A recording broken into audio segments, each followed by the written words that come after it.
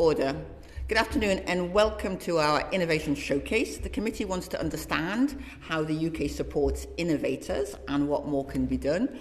So to inform our work, every week a member selects an innovator to share their story before our main evidence session.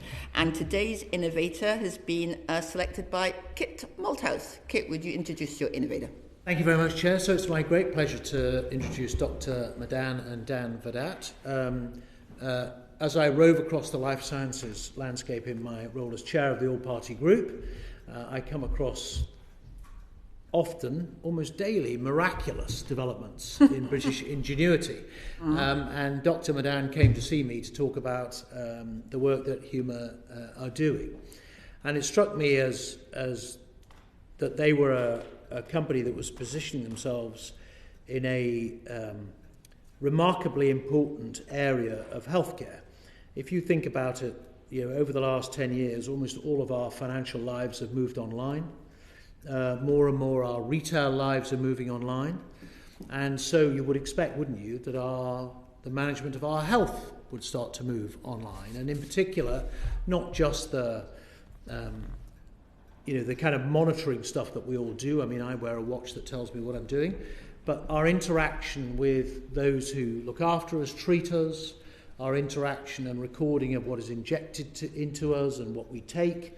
And these guys have built, I guess you'd kind of call it, what would you call it, a kind of system that allows the medical world to build effectively whatever it likes for the consumer, to allow them to interact with their treatment and those that are treating them in a ways that I think is fantastic. And I had a demonstration of it. Their office is just down the road in Millbank Tower, so if you want to go for a demo, please do.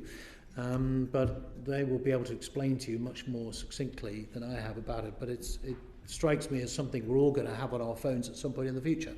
Over to you, Dan. Madam Chair, members of Parliament, good afternoon. We stand in the middle of the greatest shift in healthcare since the inception of NHS post-World War II. And today, with AI, some say World War III has already begun. Some nations are moving and winning, some are hesitating and will become irrelevant. And one question now decides our future. Will the people of Great Britain lead this AI revolution, or watch others lead it for us? Thank you for inviting us. My name is Dan Vedat, founder and CEO of Humour. We built Humour inside Oxford University, in small rooms within Royal Free Hospital, by the NHS, for the NHS. I did not start Humour to build just a big business. I started with a belief that this country, our country, should lead the world in digital, data, AI-first healthcare, not follow it. Today, Humour is one of the very few health tech unicorns worth more than $1 billion worldwide, and the only British-born platform company already working at national scale across United States, across Middle East, across Europe. And yet, wherever I go, I hear one question. Why does the NHS still struggle with problems British companies like Humour have already solved? Let me explain what we do. The Humour Cloud Platform is our foundation. It's a technology that allows anyone from health systems, governments, healthcare providers to build the digital services that people deserve by simply typing through a command, through a prompt, what they need for a specific disease, specific conditions, a specific care pathway. By using our technology, you can build remote patient monitoring for different diseases, electronic medical records that are intelligent, AI triage, digital care pathways, population health management, clinical research data collection, and more, all in one place, all regulatory cleared by MHRA, by FDA, by EU MDR, Class 2B. The clearance matters because it means AI now can be deployed safely across entire NHS, not as pilots, not as presentations, but as regulated medical products used every day by millions of patients and clinicians. The world is moving fast. The NHS cannot meet rising demands by utilizing the old technology, unintelligent technology. If the UK adopts platform model, everything accelerates. Lower cost, shorter waiting list, a workforce lifted, not replaced by technology. Now let me be frank. The economics are failing our people. Projects delivered badly, budgets burned carelessly, taxpayers footing the bill. 2 examples, and in my view, these are some of the UK's greatest achievements, yet they still show how serious the problem is.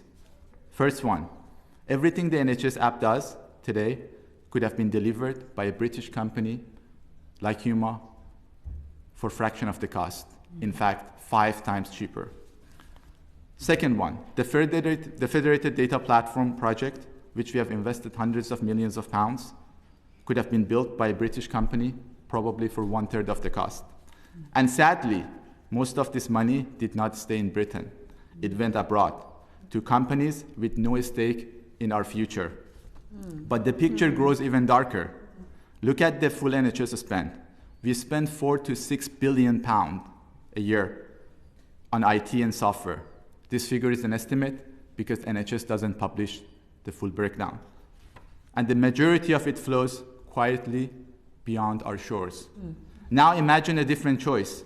If only 30% of that spend would have gone to British companies, that would mean 2 billion pounds of revenue staying at home in this country. 2 billion becoming 30 billion of value creation for the UK economy through IPOs, through jobs, through taxes, through discovery, through intellectual property. Our domestic strengths becomes global strengths, and Britain becomes an exporter once again. That in turn could unlock more than 300 billion of global value for Britain. Let's pause here. We are talking about more than 15% of FTSE 100 market cap combined. This is not theory, it is simple math. It is a strategy, it is sovereignty. And today, the choice is ours. So what stands in our way? Too many people, too much politics involved in every project. Non-British multinationals are lobbying hard, much harder than us, and we are not making decisions quickly enough.